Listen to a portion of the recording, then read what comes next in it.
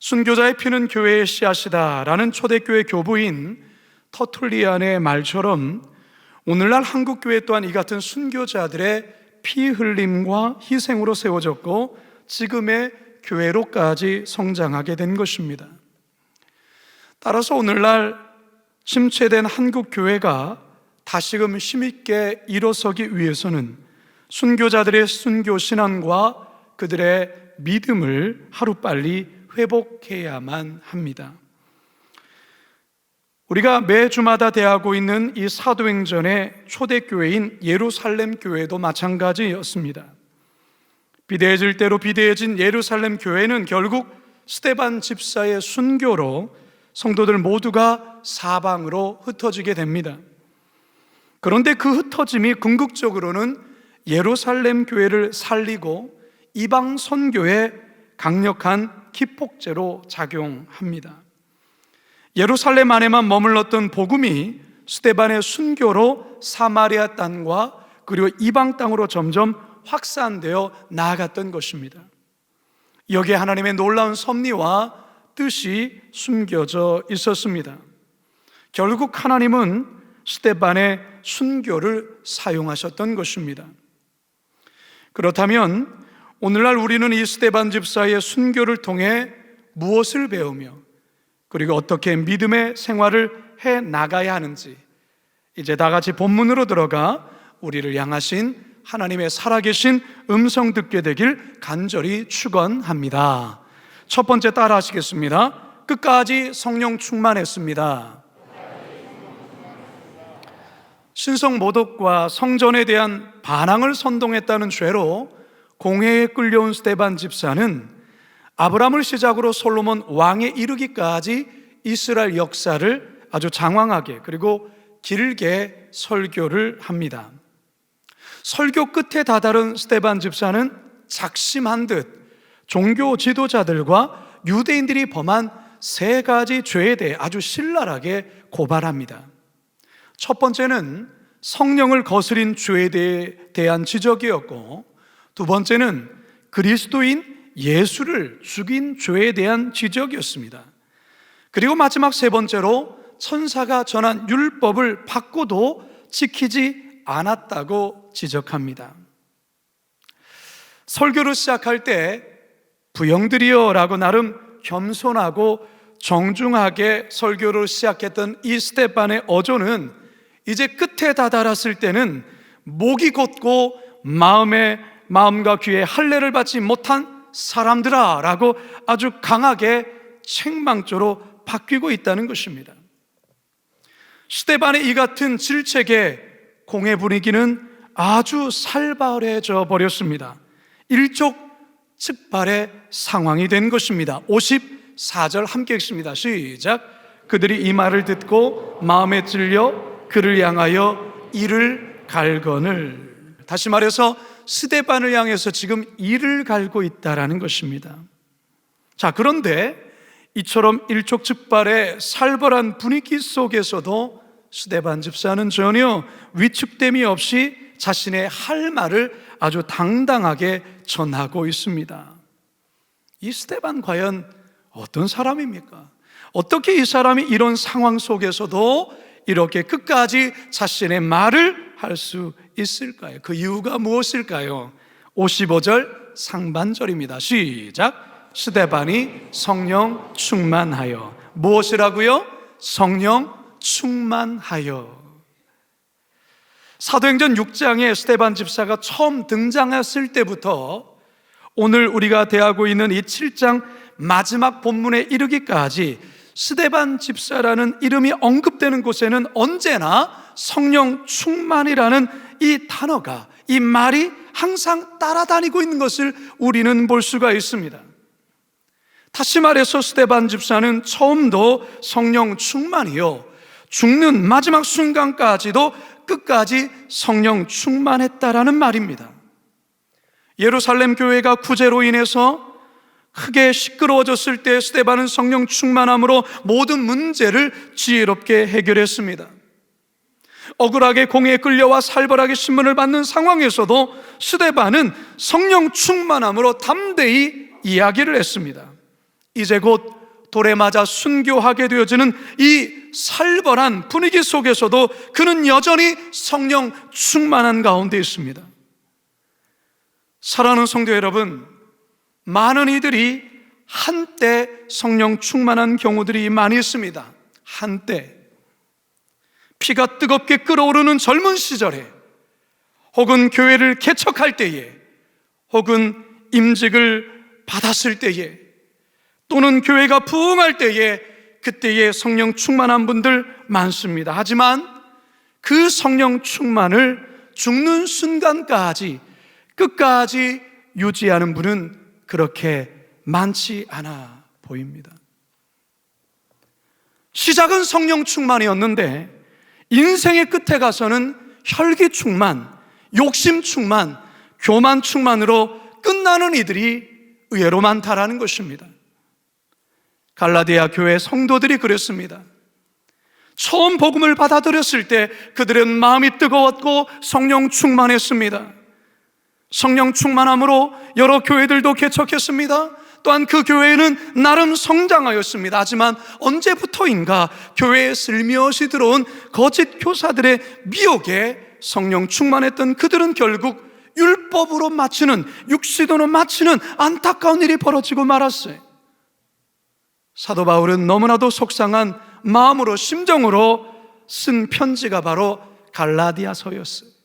갈라디아서 3장 1절에서 3절입니다. 시작. 어리석도다 갈라디아 사람들아, 예수 그리스도께서 십자가에 못 박히신 것이 너희 눈앞에 밝히 보이거늘 누가 너희를 꾀더냐? 내가 너희에게서 다만 이것을 알려 하노니 너희가 성령을 받은 것이 율법의 행위로냐? 혹은 듣고 믿음으로냐? 너희가 이같이 어리석으냐? 성령으로 시작하였다가 이제는 육체로 마치겠느냐? 사랑하는 성도 여러분, 우리는 결코 이 갈라디아 교회의 교인들과 같이 되어서는 안 됩니다.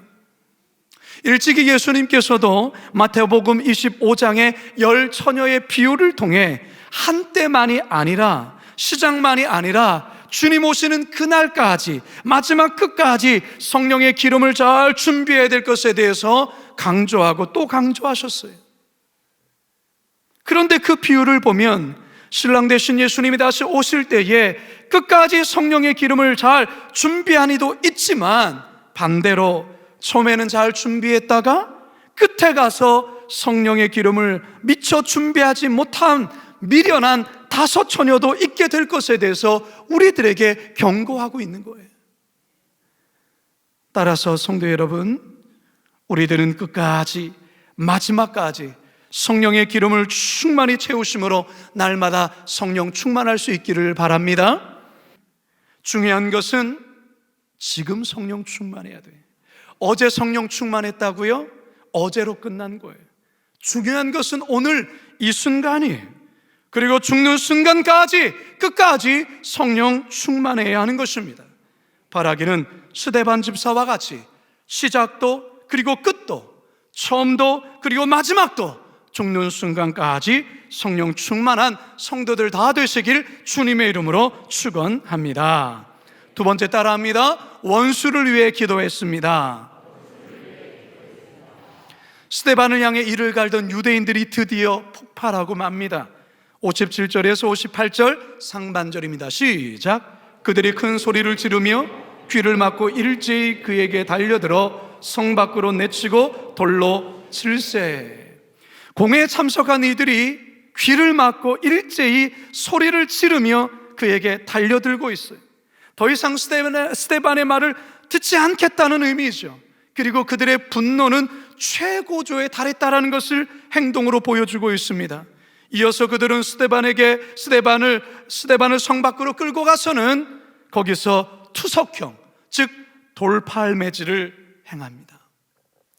여러분, 지금도요 몇몇 극렬 이슬람 국가 중에는 살인이나 간통, 불륜 등의 범죄를 저지르면 공개 투석형으로 처벌하는 일들이 여전히 존재하고 있습니다. 여러분의 마음 상상해 보세요. 숨이 끊어질 때까지 돌에 맞는 그 고통이 얼마나 크겠습니까? 지금 스데반 집사가 그렇게 돌에 맞아 얼굴과 머리가 터져 피를 흘리며 죽어가고 있습니다. 그런데 이처럼 돌에 맞아 죽어가는 상황에서 스데반 집사의 행동이 우리를 놀라게 합니다. 스데반은 하나님께 기도를 드리고 있어요. 59절에서 60절 상반절 시작. 그들이 돌로 스데반을 치니 스데반이 부르짖어 이르되 주 예수여 내 영혼을 받으시옵소서 하고 무릎을 꿇고 크게 불러 이르되 주여 이 죄를 그들에게 돌리지 마옵소서. 첫 번째 기도의 내용은 주 예수여 내 영혼을 받으시옵소서. 자신의 영혼을 하나님께 의탁하는 기도를 드리고 있습니다. 그리고 두 번째 기도는 이 죄를 그들에게 돌리지 마옵소서, 즉 원수들의 죄를 사해 주시옵소서, 용서를 구하는 기도예요.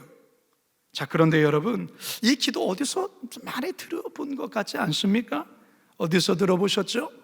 그렇습니다. 예수님이 십자가에서 죽어가시면서 했던 그 기도와 너무나도 유사합니다. 누가복음 23장 34절과 46절 함께 읽어봅니다. 시작. 이에 예수께서 이르시되 아버지 저들을 사하여 주옵소서 저 알지 못함이니이다 하시더라. 예수께서 큰 소리로 불러 이르시되 아버지 내 영혼을 아버지 손에 부탁하나이다. 아멘. 예수님이나 스데반 집사나 원수들에 의해 죽어가는 상황에서도 원수를 위해 기도하고 있고 그들의 용서를 구하는 기도를 하고 있다는 거예요. 여러분, 어떻게 이렇게 할 수 있을까요? 모든 인간의 내면 속에는 누구나 자신에게 해를 가한 사람, 그런 사람들에 대한 보복하는 심령이 우리 인간의 내면에는 깔려 있다는 것이죠. 그런데 예수님께서 십자가에서 마지막으로 하신 말씀이나 스데반의 이 기도의 내용이 무엇입니까? 원수 갚지 말라는 것입니다. 오히려 원수를 위해 기도하고 용서하라는 것이죠. 예수님은 하나님의 아들이시기 때문에 그렇게 할 수 있다 하더라도 이 스데반 집사, 어떻게 자신을 향해서 돌을 수 없이 던지는 저들을 향해서 이런 기도를 할 수 있었던 걸까? 오늘의 본문에 보면 첫 번째로 스데반은 성령이 충만했고 그 다음의 내용을 보실 수 있어야 됩니다. 그 다음의 내용 속에 어떤 내용이 나오냐면 스데반은 하늘을 우러러보며 하나님의 영광과 예수 그리스도를 주목하여 바라보았기 때문이라고 본문은 우리에게 말씀합니다. 55절 함께 다시 한번 읽어봅니다. 시작.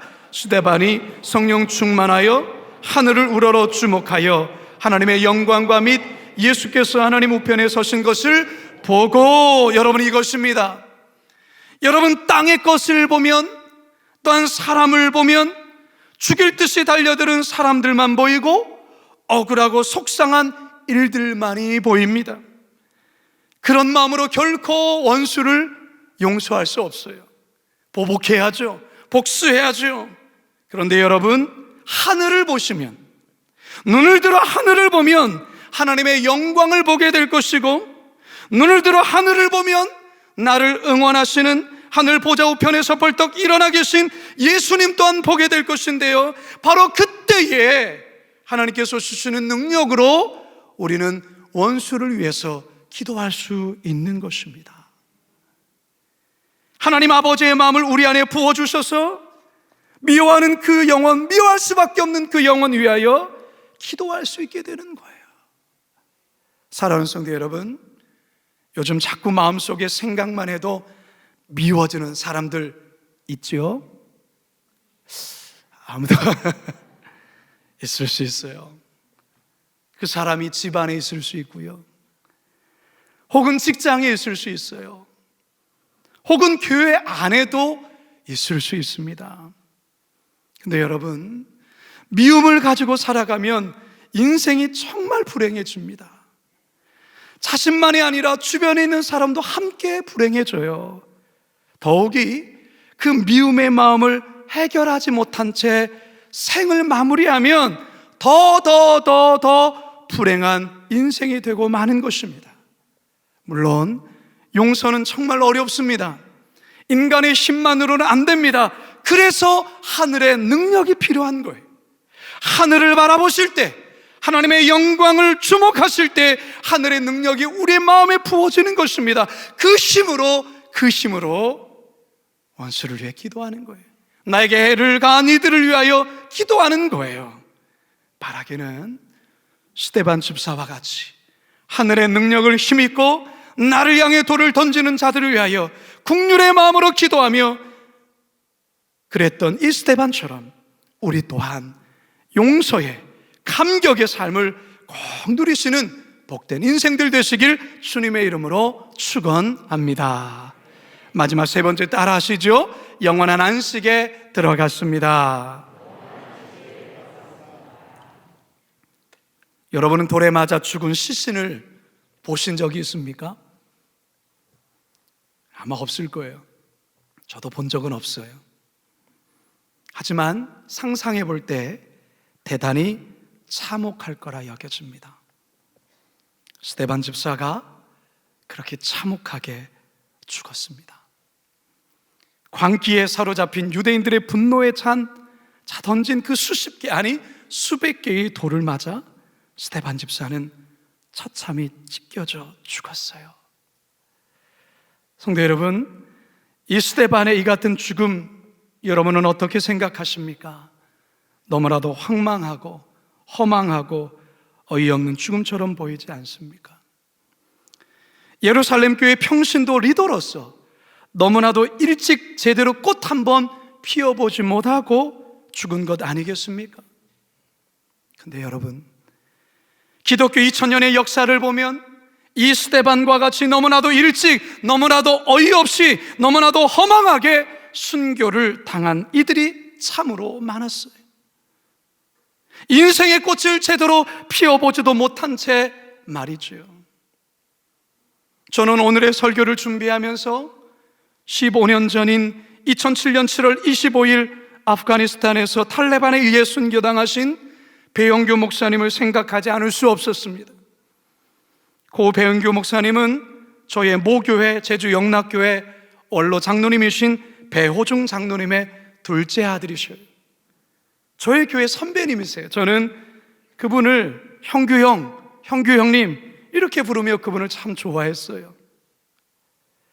여러분들도 다 아시다시피 2007년 7월 13일 23명의 샘물교회 청년들이 그 소외되고 그 탈레반 정권 속에서 짓밟히고 있는 그 여성들과 그 아이들을 섬기기 위해서 아프가니스탄으로 출국을 했어요. 여러 봉사를 마치고 카다르로 이동하는 중에 탈레반에 의해 피랍되어지죠. 저는 그 당시에 식당에서 밥을 먹다가 긴급하게 전하는 뉴스 속보를 통해서 이 사실을 알게 되었어요. 탈레반에 피랍된 이들의 무사 귀환을 위해 그때 당시 저희 모교회에서는 24시간 릴레이 긴급 기도회가 진행되었고, 저 또한 이들의 무사 귀환을 위해서 정말 열심히 기도했어요. 그런데 그 후로 12일이 지난 7월 25일, 그날은 배영규 목사님의 43번째 생일날이었습니다. 근데 그날 싸늘한 시신으로 발견되었죠. 머리와 가슴과 복부 부분에 7발의 총격을 받아 피살한 채 아프간 무세키 지역에서 그렇게 처참하게 시선이 발견된 거예요. 이 소식이 알려졌을 때 저는 참 많이 울었습니다. 왜 하나님, 배영규 목사님 살려주셔야 하는데. 하나님께 참 질문을 많이 했습니다. 정말 기도 많이 했거든요. 근데 어느 날 깨닫게 된 것은 순교자의 피가 교회의 씨앗이다라는 이 교부 터툴리안의 말처럼 배영규 목사님은 아프가니스탄의 그 척박한 땅에 복음의 씨앗으로 순교의 피를 흘렸다는 것을 알게 되었어요. 그리고 그것을 하나님이 허용하셨다는 것을 알게 되었어요. 그 외에 심성민 형제 또한 순교를 당하지요. 그리고 나머지 21명은 42일 만에 풀려나게 됩니다. 탈레반에 함께 피랍되었던 당시의 유경식 안수 집사님께서 당시 배영규 목사님이 두려움에 떨고 있는 청년들에게 이런 말을 했다고 이후에 전합니다. 여러분, 너무 염려하지 마세요. 아마 전 세계 성도들이 우리를 위해 기도하고 있을 것입니다. 그러나 이 사람들이 협상을 유리하게 끌고 가기 위하여 우리 중에 한두 사람을 죽일지도 모르겠습니다. 자기들의 선전 효과를 위하여 아마 비디오를 찍으면서 총살을 할지 모르겠습니다. 그때는 제가 먼저 앞장을 서겠습니다. 이 사람들에게 하나님의 사랑을 전하겠습니다. 그리고 예수 믿고 구원을 받으라고 말하겠습니다. 이렇게 두려움에 떨고 있는 청년들을 향해서 이야기를 했다는 것입니다. 배용규 목사님은 결국 자신의 말대로 가장 먼저 그 땅에서 순교의 피를 흘립니다. 성도 여러분, 스데반 집사도 배용규 목사님도 너무나도 안타깝게, 너무나도 일찍, 그것도 처참하게 죽임을 당했습니다. 그런데 여러분, 오늘 본문을 보면서 저는 오늘 본문의 끝부분에 스데반의 죽음에 대하여 죽었다라는 표현을 쓰지 않고 있습니다. 한번 보십시오. 이 말을 하고 뭐하니라? 잔이라. 성도 여러분, 순교자 스데반은 처참히 돌에 맞아 죽은 것이 아닙니다. 그는 자신에게 주어진 이 땅에서의 복음적 사명을 다 감당하고 하나님이 예비하신 영원한 안식에 들어간 것입니다. 영원한 천국에 들어간 것입니다. 성도 여러분, 이 땅에서 얼마나 오래 사느냐, 얼마나 많이 벌고 그것을 많이 누리며 사느냐, 그게 중요한 게 아니에요. 어떻게 사느냐가 중요해요. 어떻게 사느냐. 그리고 더 중요한 것은 어떻게 죽느냐가 더 중요한 거예요. 어떻게 죽느냐. 여러분, 2021년 이제 25일밖에 남지 않았어요. 이 한 해가 다 지나가고 있어요. 여러분, 세월 너무 빠르지 않습니까? 세월이 너무 빨라요. 이 빠른 세월 속에 자기만을 위해서, 자기 욕심만을 위해서 그렇게 살다가 죽는 것 가장 어리석은 자의 삶이에요. 우리 그리스도인들은 그렇게 살면 안 돼요. 우리 그리스도인은 그렇게 살도록 지음받은 존재가 아니에요. 여러분, 우리는 하나님께서 우리에게 주신 물질, 우리에게 주신 재능, 우리에게 주신 은사, 우리들에게 주신 이 시간, 이것을 위하여 기꺼이 나누며 그렇게 살다가, 주님을 위하여 살다가 하나님께서 우리를 언젠가 어떤 모양으로 부르실 때 우리는 어떤 모습으로 나갈지 모르지만 그때 두 손 높이 들고 저 천국에 들어가야 하는 것입니다. 순교는 아무나 하는 것이 아니에요. 하고 싶다고 해서 하는 것도 아니고요, 할 수 있는 것도 아니에요. 하나님의 특별한 섭리 속에 하나님의 뜻 가운데 행해지는 것이 순교입니다. 우리는 스데반 집사님처럼, 배용규 목사님처럼 피 흘림의 순교, 즉 적색 순교가 아닐지라도 우리는 사도 바울이 말했던 나는 날마다 죽노라라는 삶의 자리에서 내 자아를 죽이고 내 욕심을 죽이는 순교, 순교자의 정신, 순교자의 신앙으로 살아가야 하는 것입니다.